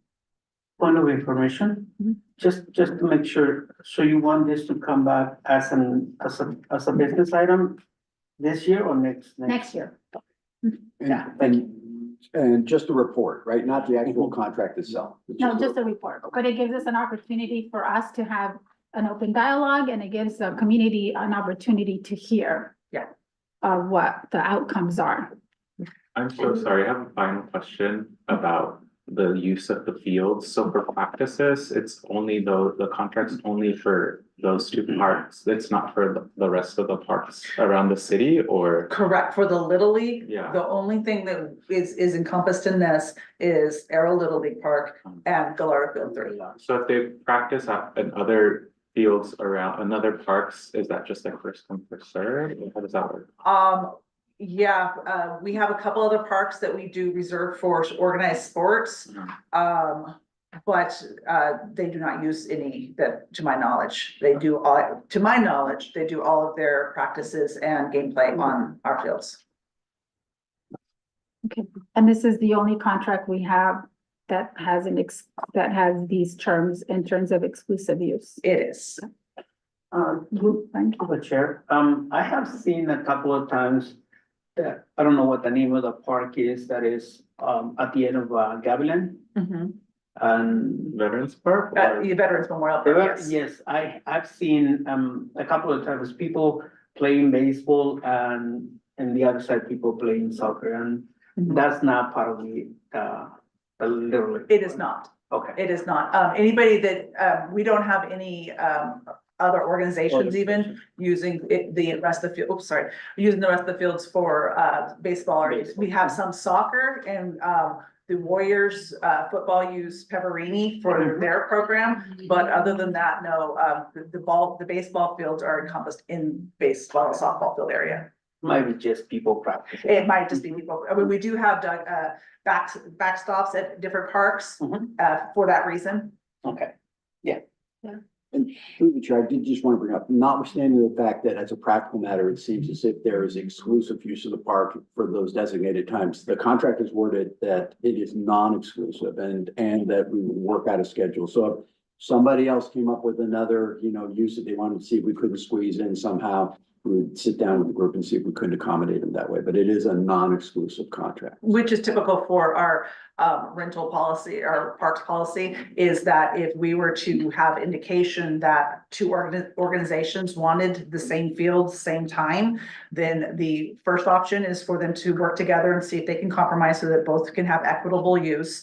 If they're unable to, like we've had with soccer at different times, then we also have a lottery system to enact so that that we still are serving as many people as we can. Okay, got it. So I'm not gonna say exclusive because it's not exclusive. If there's other groups, then that can come in to play. I just want to be cautious because I know that, we just obviously had public comments here, and if we're gonna do this, I think it's important for us to be equitable in how we're gonna treat other groups, to not say, we're not gonna do that for others. No, and I agree. And I think some of the key is the amount of work that they do is a part of this. And that's why it's important to be able to outline it and to quantify it, because then it's easier to say, can we do something similar to be able to? Absolutely. And again, that was a failure on my part that I'll rectify.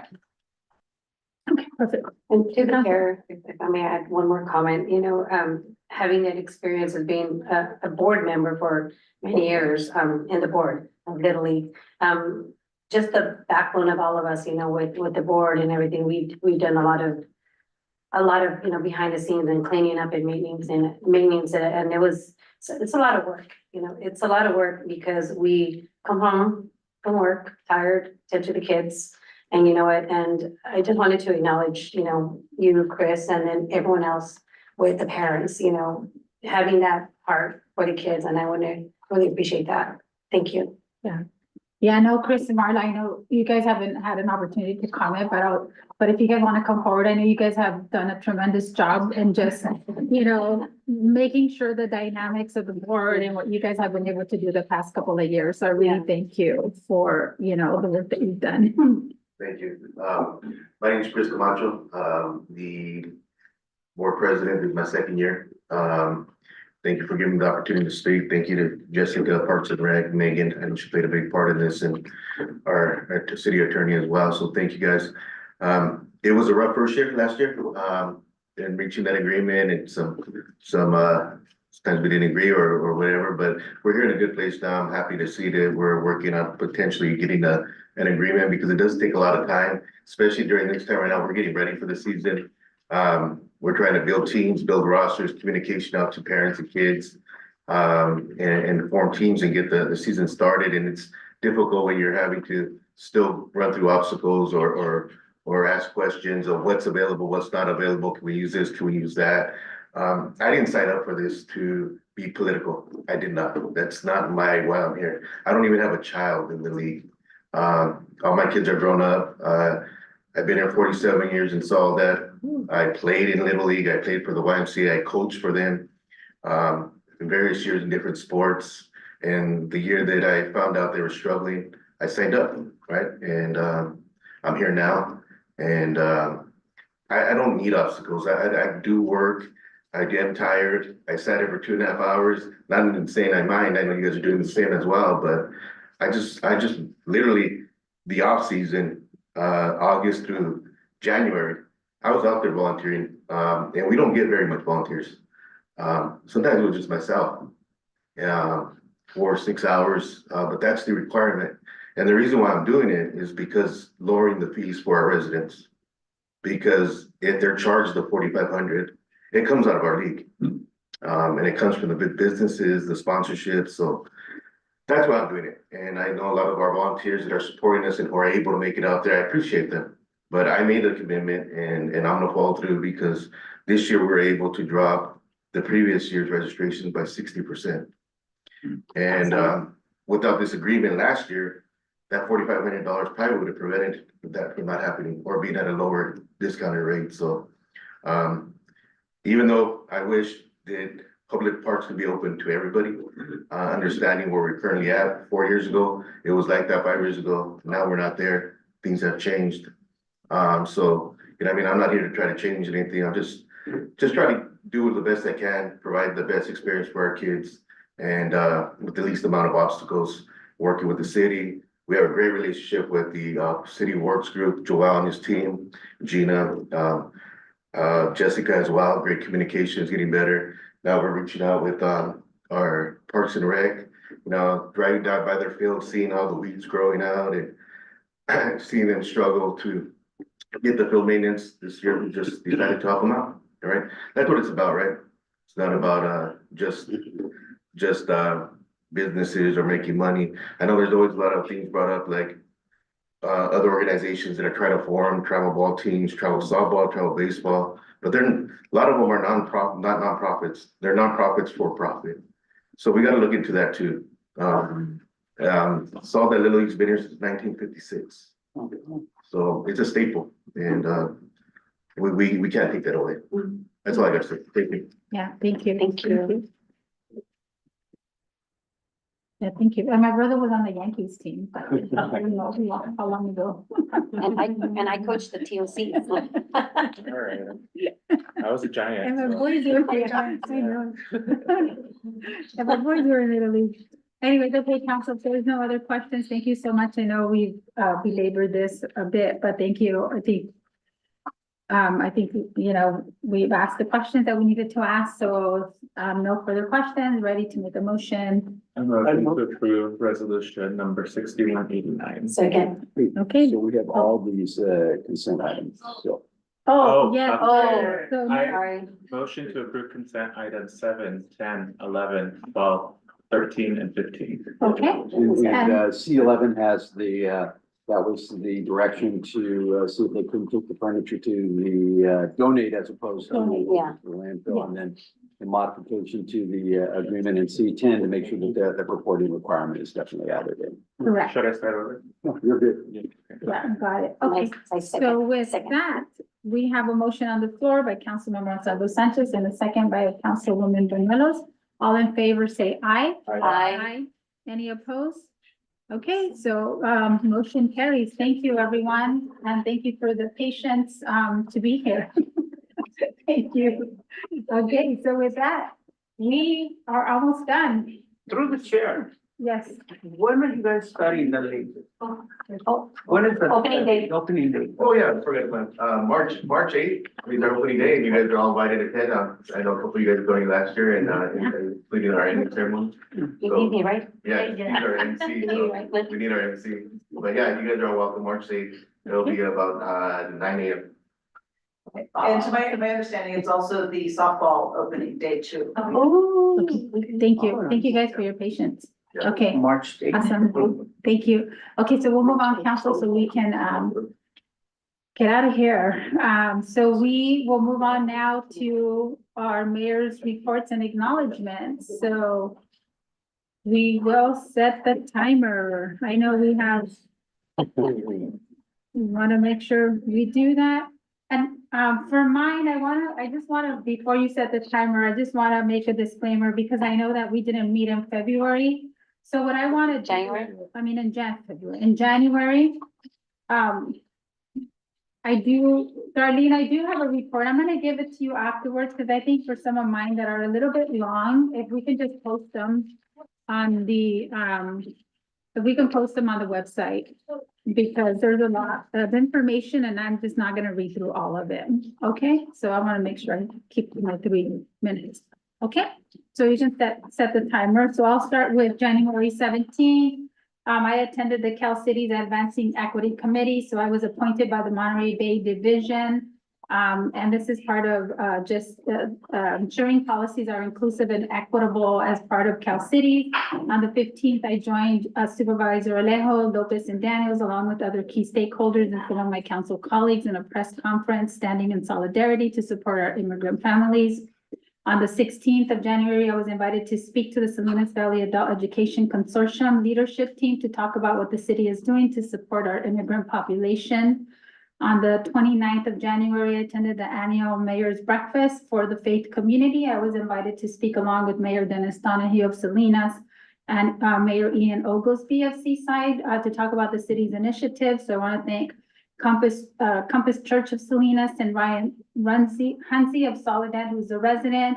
And I learned that there was over 200 residents from Soledad that attend Compass Church, and also want to thank Megan and Jesus for attending. On the 29th of January, we had the Know Your Rights Forum with the Watsonville Law Center. So I just want to say thank you to everybody who made this happen, because there was a lot of people involved. And I just want to say thank you, because this was really critical for our community. And there was a lot of people that made this happen. Our team, our community engagement, the Civics Academy, Líderes Campesinas. And so Adriana Elgoza was amazing, from the Watsonville Law Center. On the 24th, I attended the county's immigration ad hoc committee meeting. So I'm part of those meetings. There's a lot of Plan Know Your Rights forums in Salinas with attorneys to help prepare families plan the documents that are needed. There's a lot that's going to happen through South Monterey County. So we are providing those flyers to the city so those can be posted. I also met with Bernice and her team, Bernice and part of her team that discussed low-cost heating alternatives for people in Soledad. And then on the 30th, in partnership with Supervisor Lopez and South County mayors, called to make public comments for the CPUC on the broadband grant application for the Golden State Connect that we're part of.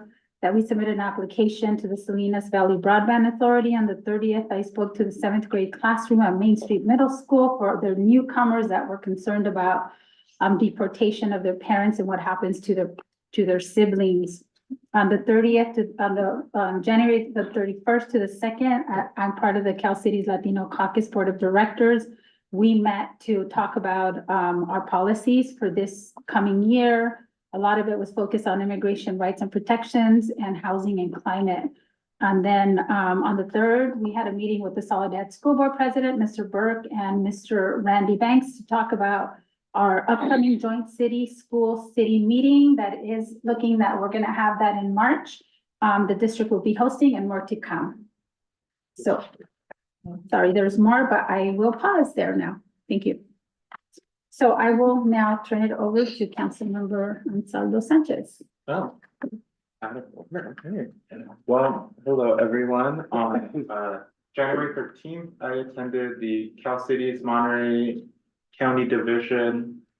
I think it was like a mixer, I don't remember what it was called, with Councilwoman Bañuelos and Mayor Pro Tem Cabrera. And we got to meet a lot of new folks that have been elected in both Santa Cruz, San Benito, and Monterey County, and also meeting folks that have been there for a bit. On January 16th, I had my orientation for being appointed by mayor to AMBAG. From January 22nd to 24th, I was in Sacramento for the new council member academy. I got to learn a lot of cool things, and then a lot of stuff I already knew because I've been elected since March, but it was really good to learn a lot of new things and connect with a lot of the folks that are representing our cities in Northern California. On January 29th, I attended the Know Your Rights workshop that we had here in the city. Thanks again to the Watsonville Law Center. The Monterey County did purchase red cards, so those are still available. And then I believe that there will be another Know Your Rights training at Hartnell College on February 27th at 5 p.m. That's the Hartnell Education Center here in Soledad, room 109. Yes, and that's it. Okay, thank you. Councilmember Caldera? I don't have dates, but I did attend the broadband committee with Supervisor Lopez and Gonzalez Mayor Rios. I believe one council member from Greenfield. I did attend the Know Your Rights on January 29th, and then the council member academy. Thank you. Okay, Mayor Pro Tem Cabrera?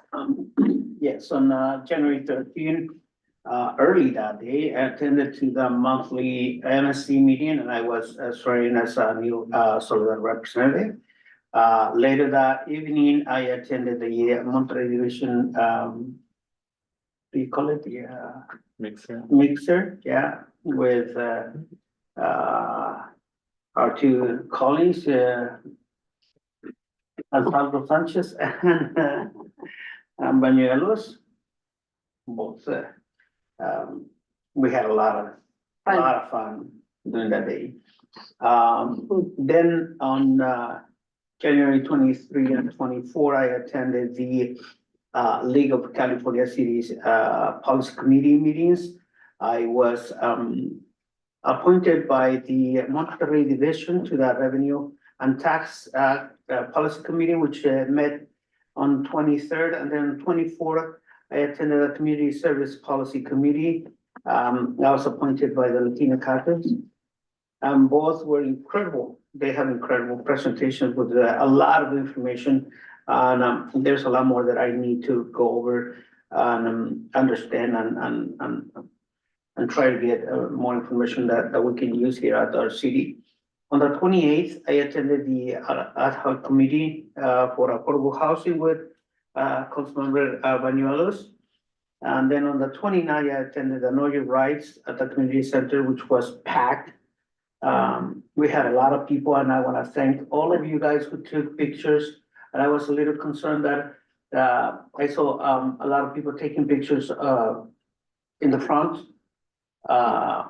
And I was concerned that they were gonna put the faces on the page. Luckily, thankfully, it was not. All the pictures that I saw in our website were from the back. So we only show backs, and I was really grateful for that. Then on Saturday, second, I attended to what they call a legal observant training, which is gonna happen as well in here in Soledad at the end of this month. And also, I forgot, on January 17, I attended the event to support immigration community with Supervisor Alejo and the mayor and some of us were there supporting. It was press conference, and it was interesting. A lot of people, a lot of leadership from the valley where it was there. And I think I have too much. One more. No, it's, never mind. That's it. Okay. 3 minutes. Okay, thank you. Councilmember Bañuelos? Okay, so they're not in order and they're not gonna be in date, so I went ahead and attended the Cal Cities training, the 3-day training in Sacramento with Councilmember Caldera and Ansaldo Sanchez. It's great to, network with other counties and just kind of switch information and just kind of pick their brains as well, because they're doing a lot of things and vice versa. And, sitting with other, council members and mayors and city managers, it was a great experience. Also, I attended a special cemetery board meeting in regards to our change policy. So if you don't know about, changing, removing your glass, around your family's plot, graves plots, we're gonna have to continue, start removing them. Also, I attended the mixer for the Monterey Bay Cal Cities in a division in Santa Cruz, and it was great to also continue knowing new councils from Hollister, Santa Cruz, Capitola, and of course, nominating and appointing a new president because she stepped down. Yeah, so another one is I attended the Know Your Rights with mayor and the council. And we want to say thank you for all the agencies that were there to bring them together. Supervisor Lopez, it was a great turnout, and also a lot of people did miss these, so they of course are reaching out and attending the Know Your Right also presentations. I also attended the press conference with Luis Alejo and Supervisor Lopez in Salinas, along with us council here as well. And again, it was a great turnout, more informative, about the fear, the comfort and what direction we need to do here for Monterey County. And another one is ad hoc committee along with Councilmember Cabrera. We're collaborating and moving forward. And then also, let's see, that's it. Okay, thank you. Okay, council, then we'll move on.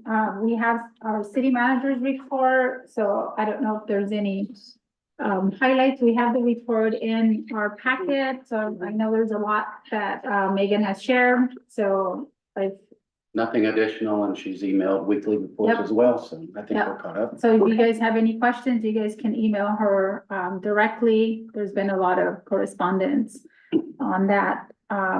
So with that, then we'll move on to future agenda items. And I will start with Councilwoman Bañuelos, if you have any, and if you don't, then we'll just continue. Future agenda items, I think it's just only appreciation certification to recognize a teacher, and then also for her dedication over, serving the city council, school district for 20 years, just that. And then another one for not Eden Valley, Christina, and not acknowledging her achievement as well. Okay, so that's not necessarily an No, agenda That's what item? I thought. Okay. Yeah. Okay, so. Sorry, Darlene. Yeah, No agenda item, but also recognition for that Soledad cheerleading team that Yes. won the third place in the national competition. yay, so they want their place? They want their place. Third place, Yes, first in Las Vegas, competition in the the very Vegas. first competition. Yeah, so for Yeah. the recognitions team, you guys can email, email Megan directly in terms of the recognition, so, but this is agenda items, so. If no agenda items, then we'll None. move on. Councilmember Ansaldo Sanchez, agenda items, specific agenda items. I actually know that, okay. I would like to Agenda get items, an please. update or where we are in terms of a rental registry. I also want an update on kind of when we're gonna start breaking ground on the new stop signs that we approved a few months ago, as well as our daylighting updates. I also was gonna say an update for when we're meeting with the school board, but I wasn't aware that we have something planned already. March, so we Do have you have a three, date? we have 3 dates in March, so we talked about 3 dates, so. The school district was gonna go back, and then I think, Darlene, did Megan talk to you about the 3 dates? There was 3 dates? Okay, then Right. I'll give you the 3 dates, so there's 3 dates in March, let I me would just- appreciate knowing what these dates are. I am going out of the country in March, so I would have liked to Okay. know before. Well, let Yeah. me give them to you guys right now, because those are the 3 dates that we talked about, and I don't know, what the, process was, but let me give you guys the dates that we talked about was March 24th, 25th, and the 31st. I'll be back. And that is for what? For our joint school city council meeting, so I was excited about that, and the school district will host. No further items from my end. Okay, perfect, thank you. Okay, Councilmember Caldera? No additional items. Okay. I have just, I know we have a lot coming up, but I have, and I think I had talked to Megan about it, but the vendor, there's food vendors at the entrance of the city. I know, like, it's been an issue. I mean, I know we've discussed it before, and I've gotten some different answers of what we can and cannot do. County, I think it's county, but can we figure out what the city could do, because there's a lot more people stopping there, and it's just really an issue. PD has been actively working on that, so we can update you. Yeah, please. County. Okay, thank you. That's not our perimeter, right? Unfortunately. Yeah. No. No, but. No, but it's a safety Yeah. issue, and it's just, we have restaurants in the city, and so I think it's important for us to be able to address that and to know the impacts, so. Yeah. And then, I want to agendize also the discussion for the future use of the Gateway Center. I know we're not utilizing it anymore because we don't have our team there, so I want to look at what's gonna be the use of that center, and we need to be strategic of the discussion for the council on what we're gonna be doing with that. And then I know that the immigration subcommittee is gonna be meeting, but I do wanna come back and have a discussion in terms of the sanctuary city resolution, or what we're gonna do with that. I do wanna have a discussion, about, I have different, recommendations, and I don't know whether I need to wait for the subcommittee, or can we bring back some different ideas from that Know Your Rights meeting? I know that the next step, at least that I want to move forward with, is working to be able to have a family planning training here in Soledad. I know they're having one in Greenfield, but how do we work to bring some attorneys here? Because I know that I heard that day, and I've been hearing since that that's the next step for families that are really concerned about it. And that requires an attorneys, and it's just more difficult to be able to plan that because it's more legal and so it has to be a little bit more strategic. So I just want to make sure that I'm not overstepping my boundaries, but I do definitely don't want to wait for some of these things to happen. So and then also the social media, I think I want to start looking at social media messaging because there's, as you guys know, there's a lot of misinformation on social media, especially, I know we have a rapid response network now that's being active in Monterey County where they can report any ICE sightings and people will go out there and verify, but there's a lot of misinformation and people are just, you know, anxiety levels are high unnecessarily. So I think I really want to make sure we are out in front to be able to ensure that we provide people with proper information about protocols and where to go and make sure that our residents are not spreading misinformation unnecessarily. So those are the things that I wanted. I have one more, just because you talked about the front of our city. I do want an update because I believe we wanted to coordinate with the county supervisor or somebody to work with ag to not have the porta potties at the front of the city so that we're continuing with the beautification of Soledad and that's not helping. So it'd be great to get an update there as well. Yeah, so I had it and I took it out. So porta potties and the vendors at the entrance. And then just as a side note, I know I asked for Supervisor Lopez to provide us with more red cards, so I'll see. I think I have some more. They said they dropped them off today, so in case any of you guys need any, let me check and then we can, we'll have those here available as well. Okay, council, so with that, if there's no other agenda items, then we will adjourn this meeting at 9:10. Thank you everyone for